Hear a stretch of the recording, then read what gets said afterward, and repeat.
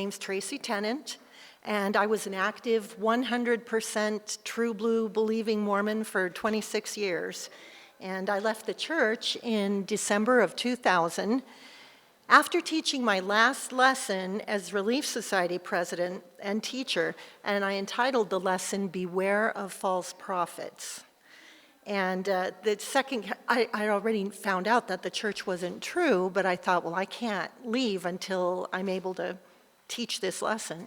So I wasn't as bold then as I am now, and so I didn't quite come out and say, you know, this church is run by false prophets, but I did talk about the differences between a true prophet and a false one, and how the Bible is our real standard. And the second counselor in the bishopric, who happened to be sitting in on the lesson that day, he thought it was so good, he asked if I would speak in sacrament meeting the next week. And little did he know that I would be handing the bishop my resignation letter later that day. But I raised and homeschooled 10 children, and we were all very active in the church. And as you can imagine, leaving the church was a really difficult thing for our family and life and relationships. And I learned very quickly how to alienate people. And with that in mind, I'm going to speak about the 6 biggest mistakes that new ex-Mormons make while in the process of leaving the church and in the coming months after that. Now, many of you here have already been through that process, and some of you are currently going through it, and some of you may be sitting on the fence, wondering, do you want to take this step? The leap of faith to leave the Church of Jesus Christ of Latter-day Saints. And I know that church leaders have recently come out and very strongly said that we are not to refer to the church or to members of the church as Mormons or LDS, and I will respectfully decline. It's too cumbersome over the course of a class or writing or anything to say the length of the name. So, when I was a teenager growing up in the church, we were taught to be proud to go by the name Mormon. And I loved being Mormon, and I was proud of it, and I loved using that term. So when I use those terms, please know that there is no disrespect intended. Now, some of my examples and anecdotes during my presentation may be off-putting, and I will be as delicate as I can, but I use these illustrations to tell you what not to do. So keep that in mind. There are 6 traps that ex-Mormons fall into while they're leaving the church. And that is, number 1, tossing tact in the toilet. 2, being a motormouth mama or papa. 3, wild and crazy behavior like drinking, smoking, and prostituting on street corners. 4, living in fear and regret. 5, isolating themselves. And then 6, throwing Jesus under the bus, throwing the baby Jesus out with the bathwater. So, mistake number 1, tossing tact in the toilet. Oliver Wendell Holmes said, "Don't flatter yourself that friendship authorizes you to say disagreeable things to your intimates. The nearer you come in relation with a person, the more necessary do tact and courtesy become." So a man went on an extended vacation after asking his brother to take care of his beloved pet cat while he was away. And when the man returned, he called his brother to see if he could pick up his cherished little Fluffy. And his brother hesitated on the phone and then blurted out, "I'm really sorry, bro, but your cat is dead." "What?" His brother screamed into the phone. You can't tell me just like that. You should have mentally prepared me for the news and broken it to me gently. When I first called, you should have said something like, "Your cat is on the roof and I can't get her down." And then the next day, you could have said that she took a tumble off the roof, but the vet is patching her up. And then the day after that, you could have given me the news that she didn't make it. "I'm sorry," the brother apologized. I'll try to be more tactful in the future. "Don't worry about it, I'll get over it. By the way, how's Mom? Well, the brother paused. She's on the roof and I can't get her down.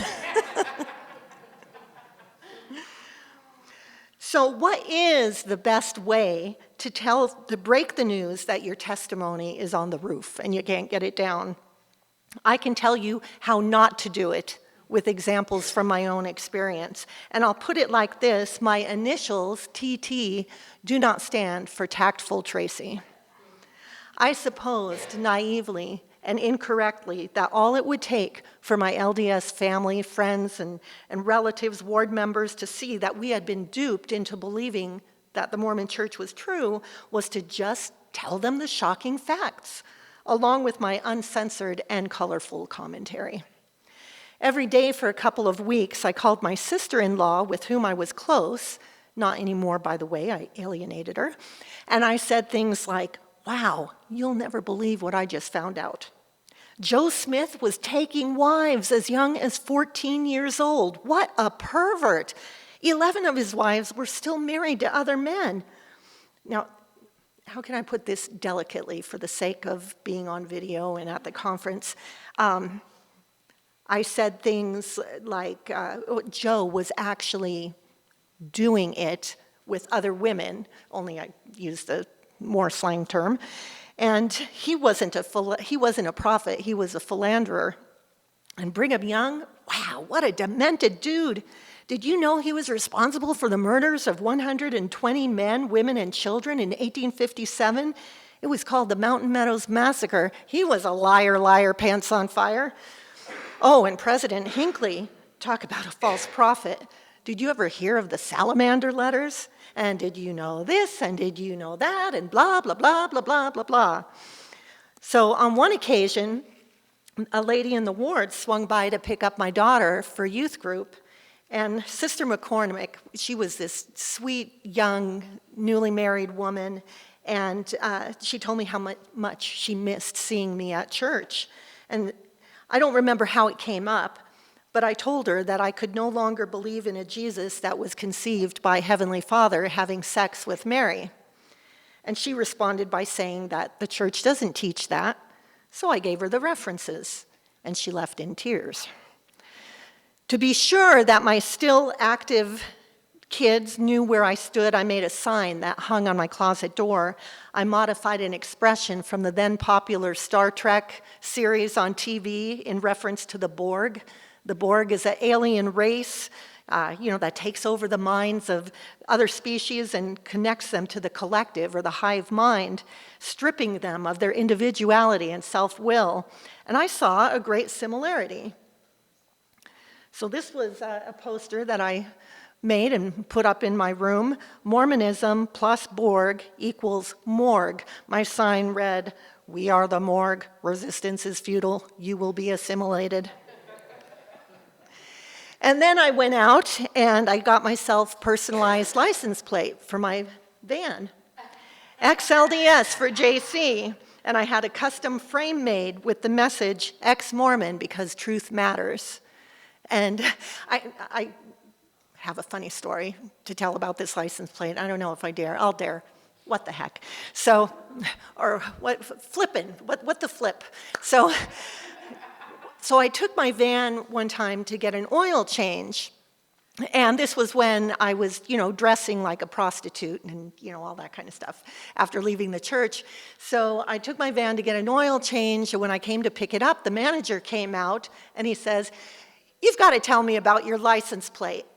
I understand the extra large D's, but who is JC?" I mean, he had his hands out like this, and I had to laugh. I said, "Well, no, that means extra, or, ex Latter-day Saint for Jesus Christ." And he was a little embarrassed, and I would have been embarrassed, but I was glad that somebody found me attractive. I don't know.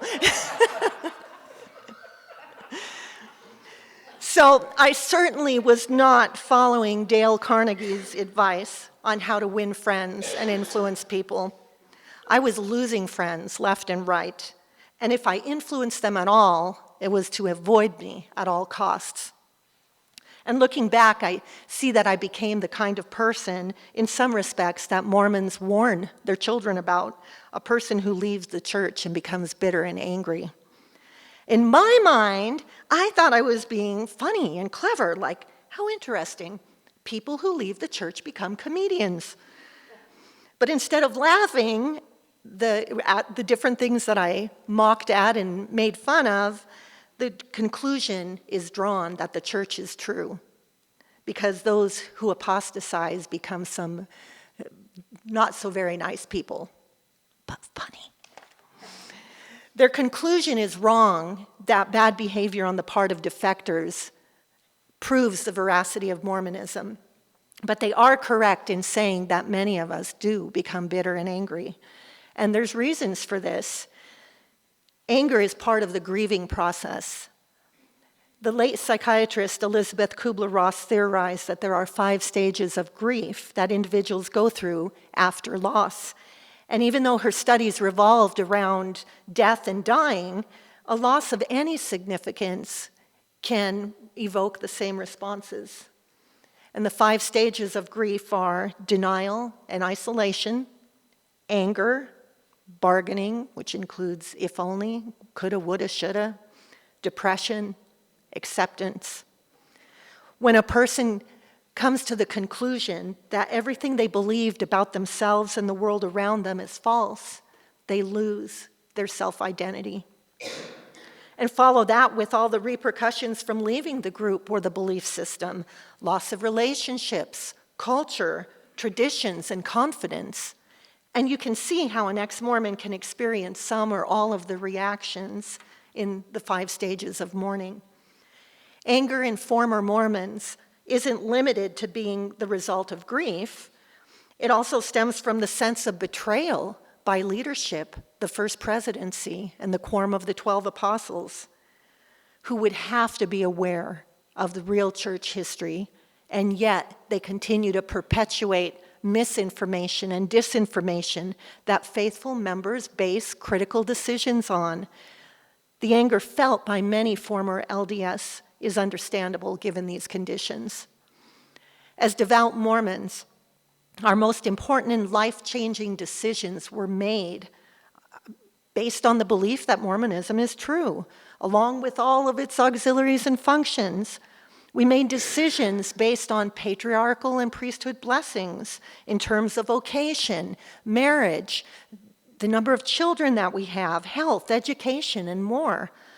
One of my LDS family members died from cancer. She refused medical treatment because she had a priesthood blessing that said she would be healed by her faith. 2 of my LDS friends, who are still members of the church, gave up their babies as unwed mothers when they really wanted to raise them. But they put their babies up for adoption through LDS social services because priesthood leaders and the First Presidency told them or said that it was Heavenly Father's will that they give up their child. And imagine giving up your child because you thought the church was true, and your bishop told you that your baby's pre-existent spirit was meant to come down to a different family all along. And then you later find out the church isn't true.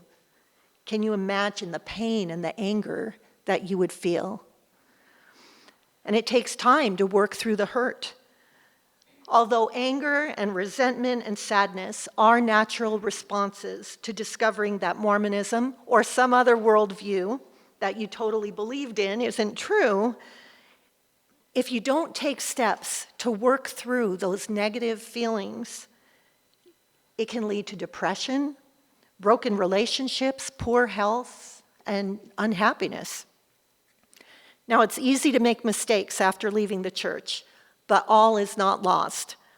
If you want to avoid damaging your relationships with LDS family and friends, here are the biggies to avoid: angry outbursts, sarcasm, mocking, joking about what the other person believes is sacred, vulgarity, insensitivity, forcing the issue, disrespecting the other person's beliefs or requests, crossing boundaries, arguing, name-calling, arrogance or superiority, bad attitude, threatening or trying to manipulate your spouse or family members. And of course, steering clear of those behaviors goes both ways. LDS loved ones have no more business resorting to unkind and angry words and actions than does the person leaving the church. But you can't control other people. You can only control yourself. When someone leaves Mormonism while other family members still believe, it's a stressful event on all sides, and it leads people to say and do things that they later regret. And sometimes the issue isn't just what we say, but how often we say it and the tone with which we say it, which leads to mistake number 2, motormouth mama. Isaac Newton said, "Tact is the art of making a point without making an enemy." I couldn't stop telling people why Mormonism wasn't true, whether they wanted to know it or not, whether they were interested or not, whether they were Mormons or not. No one was exempt from hearing about it, even people on the street. One time as I was driving, I saw 2 Mormon missionaries that were proselytizing a man with a sandwich board who was standing on the street corner. And naturally, I thought this was a great opportunity to set things straight, so I quickly made a U-turn, drove to the parking lot, patiently waited until the missionaries got on their bicycles and pedaled away. And then I decided to get to the guy. Well, there was landscaping in the way, and so I did, kind of walk through the landscaping, through the bushes, climbed over a short retaining wall, swept my disheveled hair from my face, and approached the man. "Hello," I greeted, "how are you? I noticed those 2 Mormon missionaries talking to you. Are you Mormon?" He said he wasn't, so I continued. "Well, I used to be Mormon. I was LDS for 26 years and just found out that the LDS church isn't true and that the Book of Mormon is a fraud. I just wanted to give you something to show the other side." And at that, I whipped out a copy of my exit story, which I had printed out and made into a booklet at Office Depot. And I kept stacks of them in my vehicle to bring with me wherever I went, just for occasions like this. The man thanked me, and I left feeling happy that I may have prevented another spiritual casualty. If anyone asked me how I was doing, even a clerk in the grocery store, somehow I was able to tie my answer into leaving the church. "I'm great now that I'm not Mormon anymore," or "I'm much happier since leaving Mormonism and becoming a Christian." Well, talk about diarrhea of the mouth. I dropped a truckload wherever I went. And oddly enough, this did not set well with my LDS family and friends. In the following years, as I began to meet and know other ex-Mormons, I saw a lot of things that they were doing, that I was doing, that was actually undermining our efforts to bring family members out of the church. I heard of when, a new Christian spouse begins leaving gospel tracts all over the house, while the still Mormon spouse leaves conference talks and, ensign issues open to the ones that talk about apostasy. And this kind of battle goes on in many homes. So, religion aside, though, there is a big problem in most relationships, and that is basically talking too much and listening too little. We want so desperately for our own views to be heard and understood that we often forget that other people want the same thing. They have the same need to be heard and understood.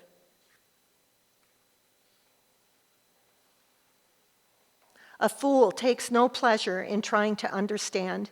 He only wants to express his own opinion, Proverbs 18:2. To answer before listening, that is folly and shame, Proverbs 18:13. Getting into endless arguments over which view is right is fruitless, and it harms the most important relationships you have, marital and parental. Mutual love and respect go far in preparing hearts to listen, and the important thing to remember is that we don't have to be in everybody's face. Mistake number 3, smoking, drinking, and prostituting on street corners. Henny Youngman, comedian, said, "When I read about the evils of drinking, I gave up reading." Mormons have the tendency to believe a variation of that quote, especially or essentially that when a weak Mormon hears the church talk about the evils of drinking, he gives up the church because the standards were too hard to live by. And this couldn't be further from the truth, but that's the perception. In one of the wards that we attended, I heard that a young mother that I had used to visit teach had left the church. I hadn't seen her at church for months, and her husband and children kept coming. Well, one day I ran to the grocery store, and lo and behold, there was Lisa in one of the aisles, probably the coffee aisle, wearing shorts to her butt cheeks, high heels, and a tight top that showed some pretty remarkable cleavage. And so she seemed surprised to see me, and I was surprised to see her, and we just kind of stood there looking at each other awkwardly for a moment or two, and then finally I asked her how things were going, real polite, and told her it was so good to see her again. And then when I got home, I could hardly wait to tell my husband, "You'll never guess who I saw at the store today. Lisa so-and-so, she was dressed like a hooker. Guess she left the church so she could drink coffee and sleep around." So not long after that, we heard that brother and sister so-and-so, not related to Lisa so-and-so, had gotten divorced. And Bob just up and left his family and the church. So I went to the LDS credit union there in Las Vegas to make a deposit, and who did I see at the counter but Bob with some woman, not his wife. And she was dressed in a mini skirt, fishnet stockings, high heels, and a sleeveless blouse with some pretty remarkable cleavage showing. So when I got home, I dutifully reported to my husband that I saw Bob at the credit union with some floozy dressed like a hooker. I guess that was why he left the church, so that he could drink coffee and sleep around. And as they say, what goes around comes around. Because eventually, when I left the church and bought a coffee maker and a tea kettle the following day after I turned in my resignation letter, my daughter, who was 15 at the time, she was sure that the next step for me was to become a prostitute. She cried, "You're drinking tea and coffee now, Mom. What could possibly come next?" Well, little did she know that it was worse, much worse. I had a 6-pack of beer hidden in my closet. I didn't get it until after I officially left, So surprisingly, though, I never did develop an inclination towards smoking or prostitution. Over the following 3 years, I threw decorum out the window along with tact. And not only did I start wearing sleeveless shirts and mini skirts, but I made sure to sport tight tank tops with some pretty remarkable cleavage showing. And the worst part was that I made a special effort to wear this kind of attire when I knew that ward members would see me. I wanted them to see how much freedom I had as a Christian. We could do all kinds of things as Christians. We could drink coffee, tea, beer, dress like hookers, and still go to heaven. Booyah! So, as former Mormons, you're going to make mistakes. You'll feel conflicting emotions and confusion, and guess what? That's normal. All my mistakes were common behavior for someone coming out of a strict conformist religious background. Mormonism is not the only religious organization with narrowly defined rules for worthiness or being considered a good Mormon. People leaving those families or groups have a tendency to go to the opposite extreme, and this is a normal psychological reaction. So don't beat yourself up for how you acted right after you left the church. But if you know what to look out for in advance, then maybe you can avoid some of the negative aspects associated with leaving the church. If your spouse or whoever you're living with is still devout TBM, True Blue Mormon, keeping a fridge well stocked with beer and wine is not going to go over very well. And it's not going to give you credibility when you try to share Jesus with them. And if you now define yourself as a Christian, but you're offending your loved ones left and right, not for the sake of Christ, but for the sake of personal freedom, you're going to be a stumbling block for them. In retrospect, I think that my children who eventually did leave Mormonism did so in spite of my example and not because of it. So flaunting your new lifestyle in an arrogant manner like I did in front of LDS friends and acquaintances does nothing more than alienate them. Keep in mind that you once believed as they do, and that which they believe to be sacred, you once believed to be sacred as well.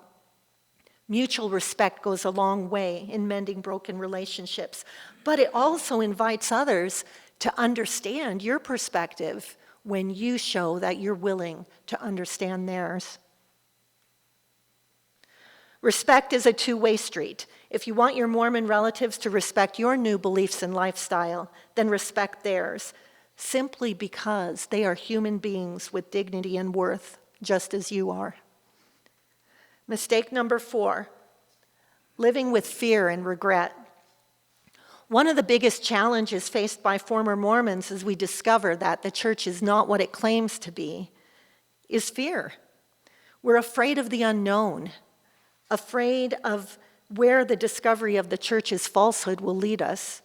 We're afraid of what it might mean for our relationships, our daily lives, and perhaps our jobs if you have an LDS employer, or what's going to happen at school if you're a BYU student. And our biggest fear is that we'll be deceived again. And not only do we have a hard time trusting others, we have a hard time trusting ourselves. We don't even trust our own judgment anymore. For me, the worst part was feeling like I had led my children astray all those years. I taught them to rely on their feelings to determine spiritual truth. As we homeschooled them, we taught them to research everything except the church. It was off limits because we started with the premise that Mormonism was true and that to investigate its claims would be demonstrating a lack of faith. I felt bad for all the wasted time, the 26 years of my life serving a God that didn't exist. I thought of all the needless risks that I took with my health and life over the years because my patriarchal blessing said that I would live in the flesh to see the second coming of Christ. And I did a lot of things that I would never have done if I'd known that I really wasn't invincible. Ex-Mormons live with a lot of regret. We're stalled in moving forward by self-recrimination. If only I should have known. Why did I? Why didn't I? And other unproductive recurring thoughts. This phase is the most intense during the first couple months and sometimes couple years after exiting Mormonism. But the good news is that it fades over time as we begin to see with new eyes and new perspectives. Fear of being deceived again can cause a former Mormon to be skeptical of all religion. And then we have to deal with flashes of fear that we made the wrong choice to leave the church. We question, what if the church is true after all? Am I going to outer darkness? Did I keep my children from going to the celestial kingdom? And fortunately, though, the hope and the good news is that these anxiety attacks get fewer and farther in between until one day we realize that our fear has been replaced by indescribable peace. I no longer ever wonder if Mormonism is really true. That it wasn't established by God is as evident to me as the reality of sunrise and sunset. But whether you're regretting wasted time, effort, money, or the way you did or didn't handle things, mulling it over and over and over in your mind is not a healthy way to live, and it will not move you forward toward recovery. Continually living in the past or condemning yourself for mistakes that you've made can only lead to depression and isolation. It keeps us from happiness and productivity. It takes time to learn new patterns of thinking, to develop a different worldview, to sort out what values we want to keep and what ones we don't. And then there's the danger of throwing out all the good that we learned as Mormons simply because we've come to the conclusion that Mormonism isn't true. If the church taught 2 + 2 is 4, should we stop believing in correct math principles? That doesn't mean that everything coming over the Mormon pulpit is wrong. So keep the good and throw out the bad. It took me a long time to feel comfortable acknowledging the good things that came from my 26 years as a Latter-day Saint.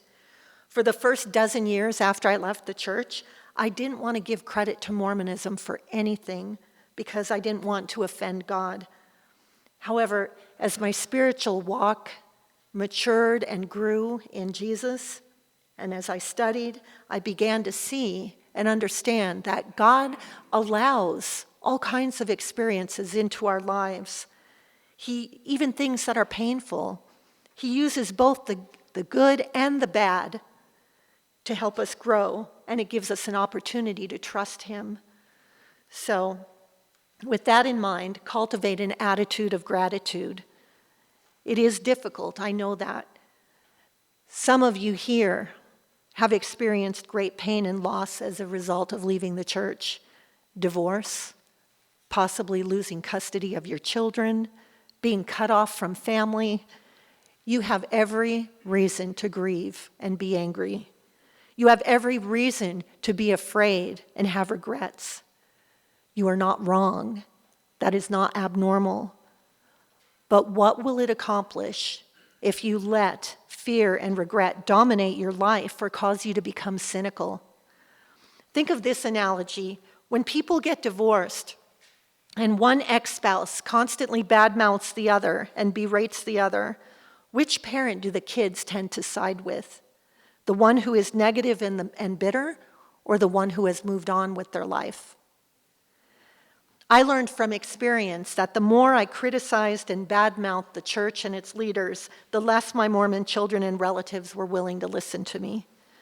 And it took time and a lot of prayer and learning to be grateful for the good things that came out of my experience being Mormon before I could let go of the hurt and the anger. Now, I can look back, after 19 years, I can look back with gratitude instead of regret. I can say thank you to the bishops, the young women advisors, Relief Society presidents that I personally knew who were people of good character and who helped our family over the years. I can thank the LDS women in my life who exemplified charity and kindness and who taught me how to be a better wife, a better mother, a better homemaker. Because of my membership in the church, I was afforded opportunities to develop public speaking and teaching skills. I was able to sing and perform in front of thousands of people over the years in different meetings and conferences. And because of the various positions that I was called to, I learned how to lead and delegate. I learned the values of teamwork, service, and diligence. And I even learned how to read and lead music. I can be thankful for my amazing 10 children. I'm sure I wouldn't have had 10 kids had I not been Mormon. And I love each of them so much, and I can look back with gratitude for that alone. It was worth it. And now I wish that I actually had a couple more after I left, even though I know that there aren't any spirits waiting to come down for their turn on earth. But there's so much to be grateful for, even with all the negatives associated with leaving the church. Loss of friends, loss of identity temporarily, ugly false rumors, character attacks, all these things have brought significant pain into my life. But they are nothing compared to the joy and the blessing I now have knowing the true and living God. Once I recognized God's hand on my life, I was able to let go of fear and regret. All the pain of leaving Mormonism is nothing compared to the joy and blessing of knowing the true God and Jesus of the Bible. Come to me, all you who are struggling and burdened, and I will give you rest, Jesus said. Take my yoke upon you and learn from me, because I am gentle and humble in heart, and you will find rest to your souls.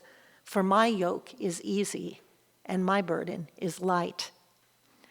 Mistake number 5, isolating yourself. After leaving the church, it's common to experience loneliness, self-doubt, depression, and the longer that you were a believing Mormon, the stronger those feelings are going to be. And it's crucial to your mental and emotional health to take steps toward recovery as soon as possible. Try not to isolate or distance yourself from others, especially from those who would be a support to you. You are not alone. The internet makes it possible for a wide variety of people and resources to be available to you to help you in your journey to reality. There's most likely a significant number of ex-Mormons within a 25-mile radius of you, no matter where you live. There's tons of meetup groups for ex-Mormons, chat groups, Facebook groups, and other ways to connect with people. And steps to recovery don't have to include immediately finding a church. Go at your own pace. You might not feel comfortable getting involved in other religious activities, and that's okay. But whether or not you decide to begin attending a Christian church right away, it's beneficial for your healing to connect with Christians and former Mormons. These are people, especially the former Mormons, who can relate to what you're going through and can provide the support and help that you need. A good support group provides a safe environment to express your feelings and frustrations, even anger at the LDS church, without being criticized for it. Humor often alleviates some of the stress, but just remember to keep the humor within the group and not express to your LDS family and friends. You'll meet people with similar backgrounds and experiences who can tell you what worked for them and what didn't. Now keep in mind that not all support groups are alike. Some groups are definitely secular and may include language that you don't feel comfortable with. Some ex-LDS forums are slanted toward atheism, and many of the posts are derogatory and critical of God and those who believe in God. But fortunately, there's enough of these groups out there for everyone to find the one that meets their needs. For me, I didn't want to make up for lost time. I didn't let any time lapse between leaving Mormonism and embracing traditional Christianity. I began listening to verse-by-verse Bible studies for several hours a day, and the things that I learned were so exciting to me that I couldn't wait to find a good church. It took me several weeks, about 3 weeks, of visiting a dozen or so different churches on Sundays and Wednesday nights before I found one that resonated with me and that my younger kids liked and got comfortable in. And the first church that I went to was only a couple blocks from our house, so I took me and my 8-year-old son there. And talk about culture shock. So here we were dressed in our Mormon attire and walked into the church, and right away, I mean, I'm kind of a bold person. I know you wouldn't be able to tell that. So the person at the greeting desk, oh, hello, are you visiting? Yes, my name is Tracy, and I just left the Mormon church, and this is my first day in a Christian church, And all of a sudden, I was like a celebrity because, in Las Vegas, there's actually quite a presence of Mormons out there, so Christians are aware of this unique missionary opportunity. And so, we went into the service, and of course there's the band. But let me tell you, when they started playing, Lord, I lift your name on high, and shout to the Lord, the tears just streamed down my face. And I just sat there just basking in it, thinking, wow, so this is what it's like to worship God. It was just amazing. But as we left, my son, Trevor, he's tugging on my sleeve. He's like, Mom, are we going to go to hell? And I said, what do you mean? And he said, because they had drums and guitars. So I had to reassure him that God loves a variety of instruments, and no, it would not prevent us from going to heaven. I immediately got involved in a women's weekly Bible study. I found a mentor who, this was just amazing how people wanted to jump in and help. So there was a woman Bill McKeever put me in touch with a woman. She had never been Mormon, but she had such a heart for Mormonism. She came to my house. It was like a 20-mile drive. She came to my house once a week, every week, without fail, for 6 months, going through a book, a workbook on basic Christianity.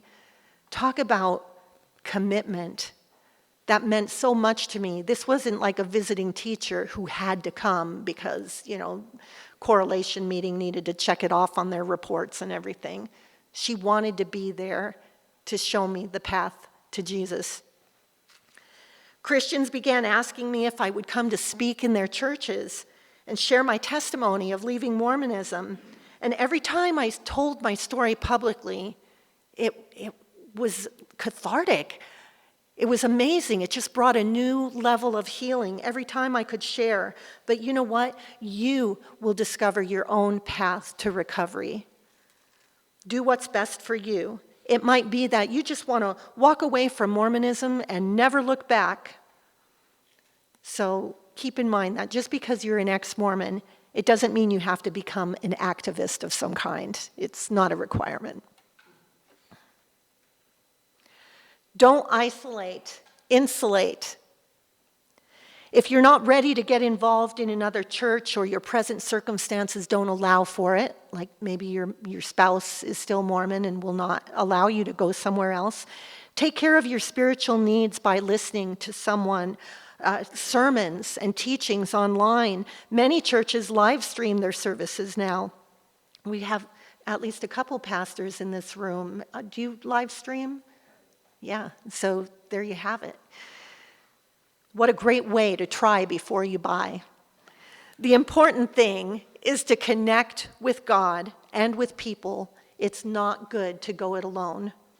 Many ex-Mormons find it therapeutic to journal.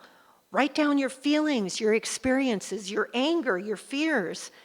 Putting your frustrations, failures, successes, and discoveries in writing can be beneficial as you look back a few years later and you're able to see how many challenges you've overcome. Make sure you're eating right. Don't overload on sugar and high-carb foods like donuts and beer. Take a good quality fish oil, vitamin D3, and other supplements, as directed by your doctor, of course. Get fresh air, exercise, even if it's just walking around the block or a shopping mall, or walking around the stake center, I curse you, darkness. I pray blessing over you. That's awful. You don't ever want to yes, you curse the darkness, but you pray for the LDS people there, and you pray that the light of God's truth will shine down upon them. So,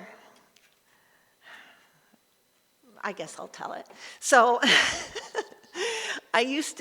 there's like a Mormon church on every, 5 blocks in Las Vegas. It's just amazing. And so after I left the church, every time I would drive by, and my kids were in the back seat, so I made sure that they couldn't see me, but I would put my hand down on the seat and I'd flip the bird and then when I got to the other end of the parking lot, I'd make the sign of the cross, and then my kids would make the sign of the cross, So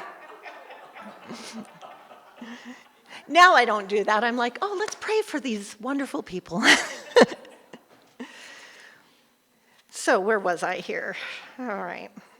I do not flip the bird anymore, promise. Be sure that you're getting enough sleep. Have a good diet. Take care of yourself. Finally, start a new hobby or take up an old one, maybe winemaking. Meet new people. Join a book club. Take some fun classes at your local college or the Parks and Recreation Center. Learn to dance, to paint, to do wood carving. Get involved in positive, uplifting things. Do random acts of kindness. And no, that term did not originate with the Mormons. People often feel better about themselves and about life in general when they're engaged in helping others. Connect with positive people. It's important for your mental and emotional health. Mistake number 18. 18.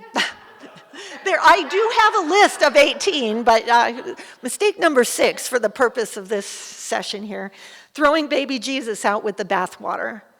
Frank Tipler, professor of mathematical physics, said this: "When I began my career as a cosmologist some 20 years ago, I was a convinced atheist. I never in my wildest dreams imagined that one day I would be writing a book purporting to show that the central claims of Judeo-Christian theology are in fact true, that these claims are straightforward deductions of the laws of physics as we now understand them. I have been forced into these conclusions by the inexorable logic of my own special branch of physics. From the perspective of the latest physical theories, Christianity is not a mere religion, but an experimentally testable science."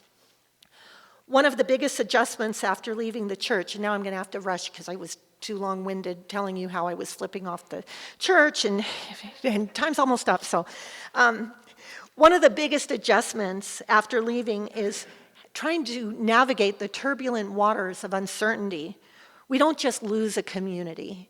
We lose a faith. We lose a way of life. And the worldview that we were once so sure of is shaken to the core. It's like being dropped by a helicopter into the middle of the ocean and told to swim to shore, but the problem is you don't see land anywhere. It's like a cosmic game of Marco Polo. You can hear the distant voices calling to us, but we don't even know how to get there. So a big question that ex-Mormons ask themselves is if any religion is true, and is God even real? So given the pain associated with discovering that Mormonism is false, it's no wonder that the majority of people leaving the church go into atheism. But think of it this way, just because one thing is false, it doesn't mean everything is false. If you've had bad experiences with Ford motor vehicles all your life, are you going to give up driving and just walk or skateboard everywhere? If you discovered that the poison ivy you've been digging up out of your yard and chopping up and adding to your salads isn't actually a type of vegetable, and in fact, that's what's been making you sick for the last 10 years, are you going to give up eating? No, you're just going to not eat poison ivy anymore. The misfortune that a dishonest salesman sold you a fake Gucci handbag or a knockoff Rolex does not negate the fact that the genuine Gucci and Rolex actually exists. When I left the church, I was suddenly confronted with the same feelings of confusion and fear that I did when I was 8 years old and discovered that Santa Claus wasn't real. Is God real? Is there truth outside of Mormonism? How can I trust my own judgment going forward? If I couldn't discern the errors of Mormonism, how could I discern anything? How could I separate fact from fiction? And I had to go back to square one, which is there a God? For me, knowing that God exists is more than an intellectual exercise alone. From childhood onward, I've had personal experiences that some might term supernatural. Millions of people have experienced and witnessed inexplicable things. Some of it can be explained away, but not all of it. I reaffirmed my prior conclusion that God does indeed exist. I don't have enough faith to be an atheist. Once that was settled in my mind, I had to find out, was Jesus really the Messiah? And did he in fact rise from the dead? If it is only for in this life that we have put our hope in the Messiah, we are more pitiable than anyone, the Apostle Paul wrote. I went on a research feeding frenzy, and that's what I recommend for everyone, is to study. Study, study, study. Be in God's Word. Pray. The best thing that you can do is have a close relationship with Jesus. To learn to hear his voice, to understand the Holy Spirit. Mormonism was birthed in the fertile imagination of Joseph Smith. There's no evidence, no archaeology, nothing that proves the veracity of the Book of Mormon, but there's tons of evidence that proves the veracity of the Bible. The Bible is a collection of 66 books penned by over 40 authors over the course of thousands of years. An abundance of archaeological and historical evidence exists showing that the people, places, and events recorded in the Bible are real.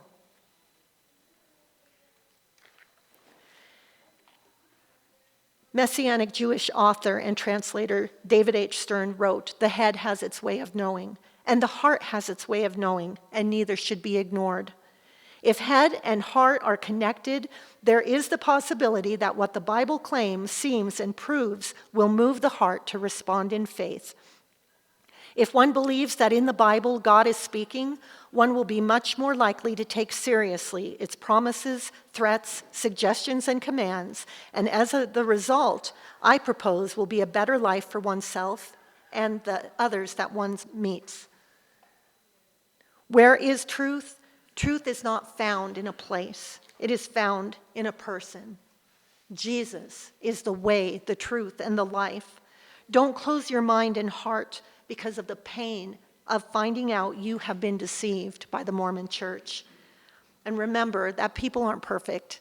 There are hypocrites everywhere. You'll find them in every religion. You'll find them among atheists.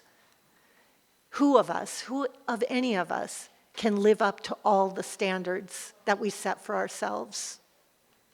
I suggest no one. The God of Abraham, Isaac, and Jacob is perfect. People aren't. You may have been hurt by individuals, and you will be hurt in the future, but God will never leave you or forsake you. Even when you go through the trials and challenges of life, He is here to sustain you. And so some final encouragement is found in Romans 12, verses 12 through 18, and I won't read those simply because of time. But Romans 12, verses 12 through 18, essentially, be patient in your troubles. We've looked at the 5 most common mistakes that people make, or 6, well, 18, 6, whatever, they're out there.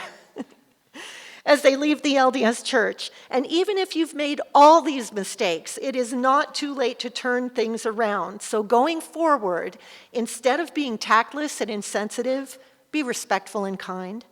Instead of forcing your views on your LDS family and friends, be a good listener and invite them to listen to you. Instead of going to extremes, slow down, take it easy. No need to get that navel piercing this afternoon. Instead of living in fear and regret, begin to nurture trust and hope. Instead of isolating yourself and neglecting your needs, connect with others and get involved. And finally, instead of giving up on God, discover who He really is. You are unique, you have value, and you were created in the image of God. And the best advice that I can give to new ex-Mormons is this: determine to make a positive difference in the lives of others, and the life that changes you the most will be your own. Thank you for being here.